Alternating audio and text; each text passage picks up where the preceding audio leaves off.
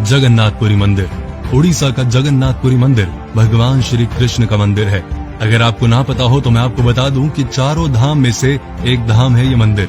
ये पवित्र मंदिर पूरी दुनिया में मशहूर है और हर साल इस मंदिर के दर्शन के लिए दुनिया के कोने कोने से लोगों की भीड़ लग जाती है। उड़ीसा में समुद्र के किनारे स्थापित ये मंदिर बहुत ही शांत कहा जाता है। मंदिर के बाहर जो सागर की लहरों का शोर बहुत जोर जोर से सुनाई देता है ना, वो इस मंदिर में आने के बाद किसी भी तरह की सागर की लहरें या कोई आवाज नहीं सुनाई देती, जो कि बहुत ही आश्चर्यजनक बात है। मंदिर के प्रसाद में नहीं आती कोई कमी। मंदिर के अंदर पकाया जाने वाला प्रसाद कभी भी कम नहीं होता। मंदिर के अंदर प्रसाद तब तक बंटता रहता है जब तक श्रद्धालु खत्म नहीं हो जाते।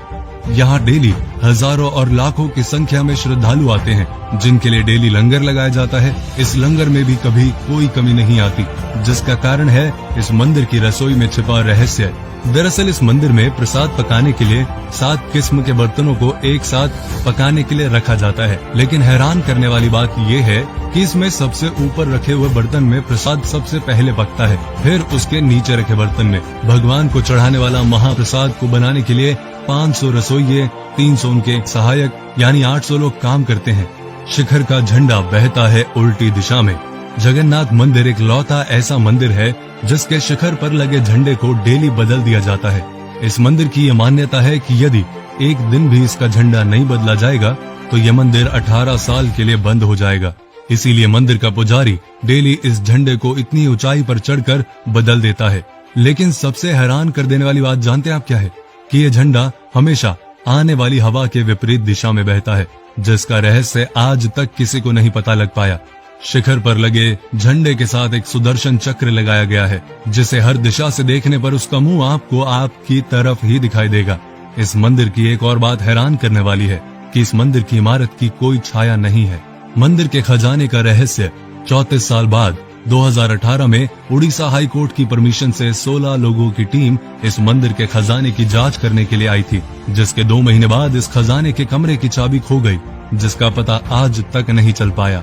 जांच करने वाली टीम ने रतन भंडार के रक्षक की मूर्ति की शपथ लेकर जांच शुरू की थी कि वहां की किसी वस्तु को और खजाने को वो हाथ नहीं लगाएंगे। उनका काम केवल सुरक्षा की जांच करना था।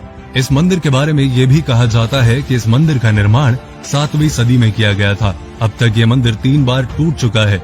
1174 ईस्वी में इस मंदिर को दोबारा अनंग भीमदेव ने बनाया था। कहा जाता है कि राजा इंद्रदेव मान को सपने में भगवान विष्णु ने दर्शन दिए और कहा कि नीलांचल पर्वत की एक गुफा में मेरी एक मूर्ति है जिसे नील माधव कहते हैं।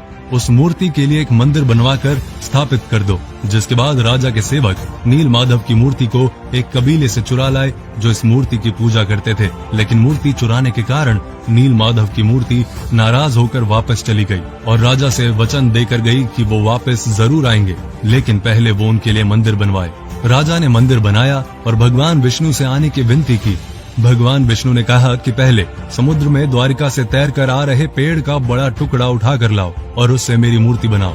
राजा के काफी कोशिश करने के बाद भी वो टुकड़ा ना उठा पाए, जिसके बाद राजा ने उसी कबीले के मुखिया से मदद मांगी और पेड़ का टुकड़ा उठा लाए, लेकिन कोई भी उससे भगवान की मूर्ति ना बना सका। जिसके बाद विश्वकर्मा भगवान एक वृद्ध व्यक्ति का रूप धारण कर आए और मूर्ति बनाने के लिए राजी हो गए। लेकिन उन्होंने एक शर्त रखी कि जब तक मैं मूर्ति ना बना लूं कोई भीतर ना आए। लेकिन रानी को उनका काम देखने की उत्सुकता हुई और रानी के कहने पर राजा ने कमरा खोल दिया। जैसे ही कमरा खुला तो वृद्ध व्यक्ति वहां से गायब हो गया और कमरे में 3 अधूरी मूर्तियां पड़ी थी, जिसे राजा ने भगवान की इच्छा मानकर ऐसे ही मंदिर में स्थापित कर दिया और आज तक उनकी अधूरी मूर्तियों की ही पूजा होती है। पुराणों के अनुसार इस मंदिर को धरती का वैकुंठ कहा जाता है। तो अगर आप भी इस मंदिर में गए हैं तो अपने एक्सपीरियंस कमेंट में जरूर शेयर करें, और अगर आप नहीं गए तो जैसे ही मौका लगे वैसे ही इस मंदिर के दर्शन करके आइए। वीडियो को लाइक कीजिए, वीडियो को शेयर कीजिए और पेज को फॉलो कीजिए। डाउनलोड मौज।